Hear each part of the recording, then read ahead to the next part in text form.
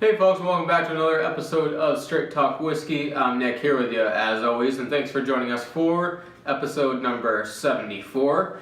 Now today we're back to the bourbon side of whiskey, and we're headed upstate New York to Saratoga County with New York State's Yankee Distillers.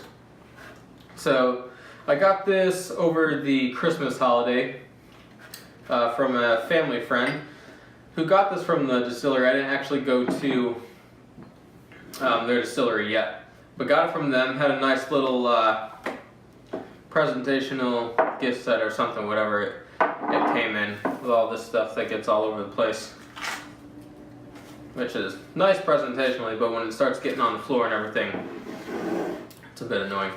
So anyway, got some little mini brochures, just say Yankee Distillers, the finest craft distillery of New York State, is right here in Saratoga County. That's the first thing that turned me a little bit off to it, because first and foremost, I've never heard of Yankee Distillers before. I think they're relatively new. And there's some other distilleries out there in New York that are pretty well known now. Tuttletown, you may know them, they make Hudson whiskey. And there's some other, Cacao Prieto makes Widow Jane, which I've reviewed once, and there's some other folks doing stuff as well. So I don't think they're at the top of that echelon just yet, but we know how people get with their marketing sometimes. So they've got 4 of these with maps on the back in case I lose the 3 others in a row, and then a nice little voucher for a touring and tasting. If I ever get the chance to go up there, that'll be nice just to look around and see what they got going on in there. I did see on their website they have a rye whiskey out, which may be interesting. But this is the bourbon. So it's a 1 year. I do like, however, that they bottle at 46%. And after looking into their process behind making this, they are using local farmers, sourcing local grains and everything like that, which is really nice. We always love that. And the cork sounds really nice, by the way, when it comes out. And these little tasting glasses. I haven't seen, well, I've only seen one quasi-review of this, and it was, I think, somebody who either works for a radio station or maybe somebody who works at the distillery. I'm not sure who it was.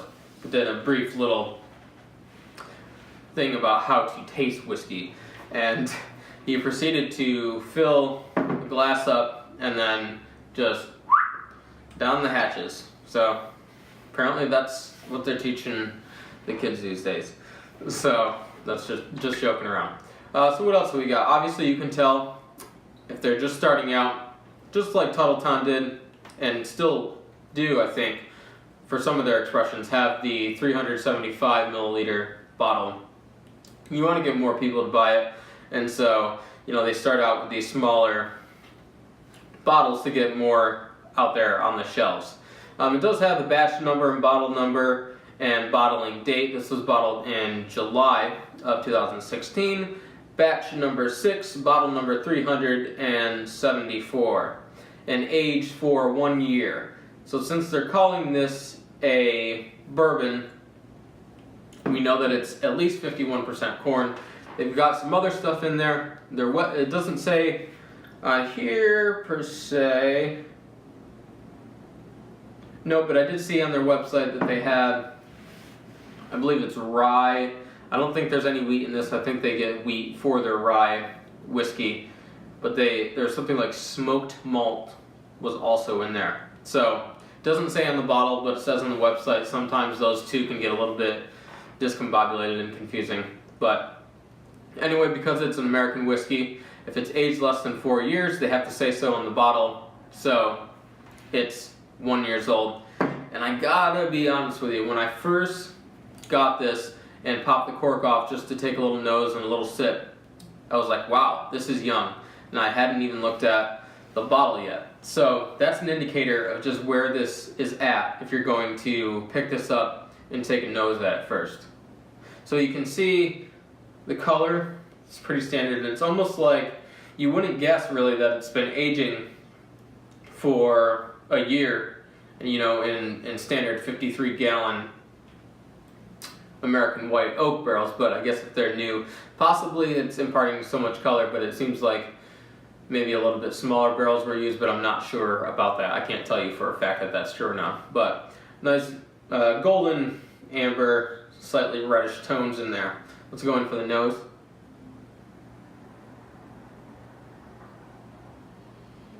So it took a little bit for me, like I said in that first nose. Maybe it was just getting the first smell of the bottle.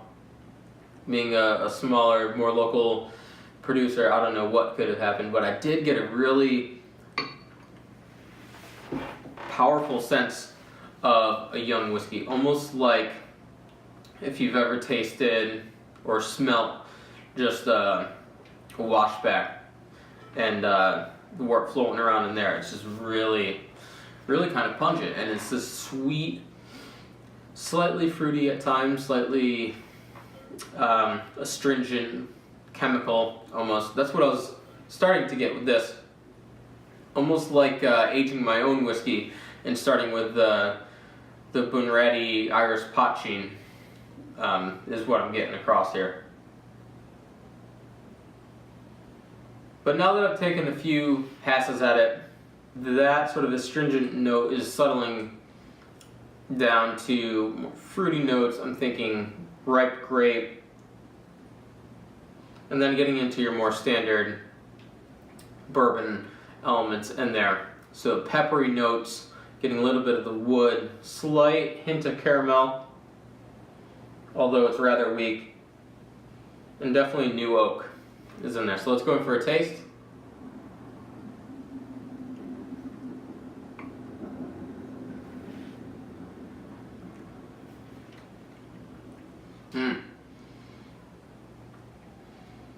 And so because this has only been aged for a year, what's really forward on this whiskey is the grain. So what you're getting across is actually a really nice bouquet, if you will, of corn. Just a nice, sweet, soft, mellow yellow corn in there. It's actually kind of nice, and it coats the mouth in a really soft, almost like cream corn kind of way.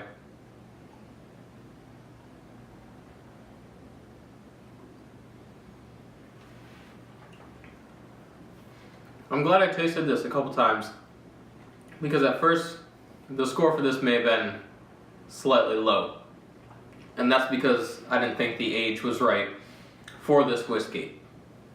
But as I've had a few glasses, have moved into a little bit, digested it a little bit more, and really taken into account all the factors that are going on, being a really grain forward whiskey, grain forward 1 year bourbon at 46% ABV, they do have a lot of good things going for it. But I'm really looking forward to seeing how this develops with time, because I do think they could have something really interesting going on.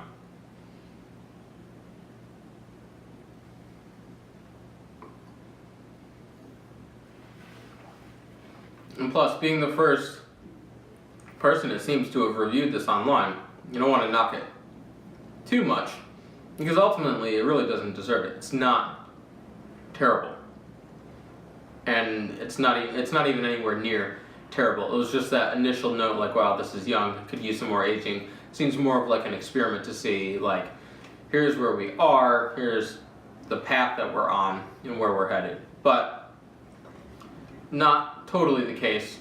Like I said, really just grain forward, a lot of that corn notes in there, and the mouthfeel of that cream corn, like I said, is really interesting. And a little bit of an undercurrent with vanilla in there in the back. So we are getting a little bit of the cask influence on there. Not overly so, but it's still there. The finish, not overly long. I wouldn't expect it for something this young.